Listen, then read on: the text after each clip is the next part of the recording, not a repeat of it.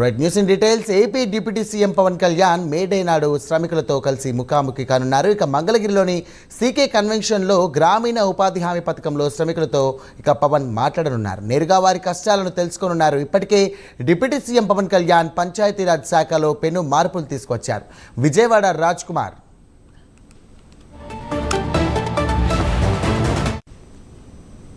ముఖ్యమంత్రి deputy CM Pawan Kalyan May Day రోజున కార్మికులతో ప్రత్యేకమైనటువంటి ఒక కార్యక్రమం నిర్వహించబోతున్నారు. ఈ కార్యక్రమంలో ఏదైతే గ్రామీణ ఉపాధి హామీకి సంబంధించినటువంటి శ్రామికులు ఎవరైతే ఉన్నారో, ఈ శ్రామికులు అనేటువంటి గతంలో ఈ కూలీ అనేటువంటి పదం వాడారు. ఈ కూలీ అనేది వద్దు, ఎవరు కూడా కష్టపడేటువంటి వారిని శ్రామికులు అనేటువంటి పదంతో మనందరం కూడా గౌరవిద్దామని ఏదైతే మొన్న జాతీయ పంచాయతీరాజ్ దినోత్సవం రోజున ఆ శ్రామికులు అనేటువంటి పదాన్ని అందరూ కూడా ఉపయోగించాలనేది పవన్ కళ్యాణ్ చెప్పినటువంటి నేపథ్యంలో ఆ శ్రామికులతో పవన్ కళ్యాణ్ ఒక ప్రత్యేకమైనటువంటి ఒక ఇంటరాక్షన్ కార్యక్రమం నిర్వహించబోతున్నారు. ఈ కార్యక్రమానికి సంబంధించి పంచాయతీరాజ్ శాఖ ఆధ్వర్యంలో ఈ యొక్క కార్యక్రమం జరగబోతోంది. మంగళగిరి సీకే కన్వెన్షన్ వేదికగా సుమారు 500 మంది శ్రామికులతో ఈ యొక్క కార్యక్రమం జరుగుతున్నట్టు కూడా తెలుస్తుంది. నేరుగా కొంతమందితో అంటే పవన్ కళ్యాణ్ అక్కడ వారు ఎదుర్కొన్నటువంటి సమస్యలు కావచ్చు, అసలు ఈ గ్రామీణ ఉపాధి హామీ పనులు ఏ విధంగా ఉన్నాయి, ఈ పనుల పట్ల వారి సంతృప్తి ఏ విధంగా ఉంది అనేటువంటి పలు అంశాలపైన కూడా Pawan Kalyan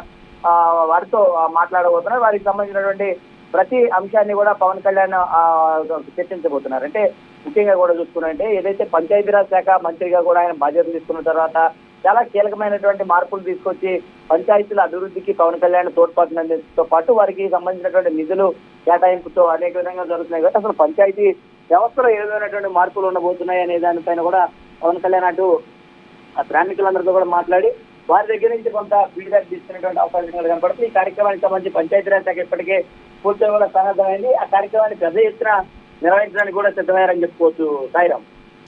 right, thank you Raj Kumar.